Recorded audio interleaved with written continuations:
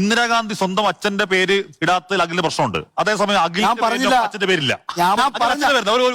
അഖിൽ അച്ഛന്റെ പേര് രാജേന്ദ്ര കുറുപ്പ് ഓടിപ്പോന്നില്ല. ഞാൻ പറഞ്ഞ പറയാം. അല്ല, അഖിൽ അച്ഛന്റെ പേര് രാജേന്ദ്ര കുറുപ്പ് എന്നല്ലേ പേര്? രാജേന്ദ്രപിള്ള. പിന്നെ രാജേന്ദ്രപിള്ള അവന് മാരാരൊക്കെ വരുന്നത്. ചേടാ എന്റെ ജാതി മാരാരാടോ?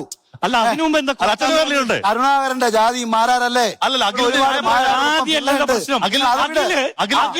അഖിലിന്റെ ഞാൻ ചോദിക്കട്ടെ, അഖിലിന്റെ മെട്രിക്കുലേഷൻ സർട്ടിഫിക്കറ്റിലെ പേര് അഖിൽ കോട്ടാത്തലാന്നാണ്. അല്ല, അഖിൽ രാജന്താണ്. അഖിൽ രാജ്. അപ്പൊ ഒരു മിനിറ്റ്, അഖിൽ രാജനായിരുന്ന അഖിൽ കോട്ടാത്തലയായി, അഖിൽ മാരാറായി. 3 വട്ടം പേര് മാറ്റി.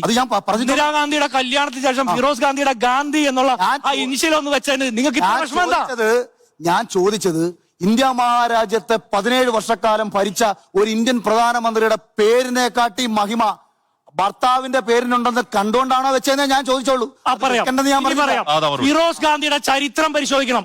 രാജ്യത്തെ പ്രധാനമന്ത്രിയായിരുന്ന ജവഹർലാൽ നെഹ്റുവിന്റെ ക്യാബിനറ്റിനെതിരെ സംസാരിക്കാൻ ആർജവമുണ്ടായ വിപ്ലവകാരിയായിട്ടുള്ള കോൺഗ്രസ് ഫിറോസ് ഗാന്ധി.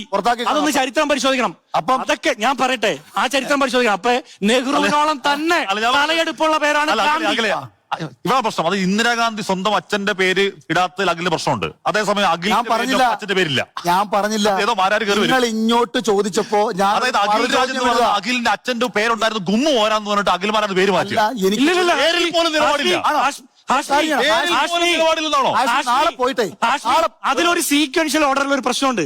അഖിൽ രാജൻ എന്നുള്ള പേര് അച്ഛന്റെ പേര് അത് അഖിലിന്റെ ചോയ്സ് അനുസരിച്ച് എപ്പോ വേണമെങ്കിലും മാറ്റാം. പക്ഷെ അഖിൽ കോട്ടാത്തല ആയത് എങ്ങനെയാ? ശരി, അച്ഛന്റെ പേര് മാറ്റി കോട്ടാത്തലയാക്കി. അതിന് ഗുമ്മ പോരായിട്ട് മാരാറാക്കി. 3 വട്ടം പേര് മാറ്റിയ ആള് മറ്റുള്ളവരുടെ കാര്യം സംസാരിച്ച പോലെ.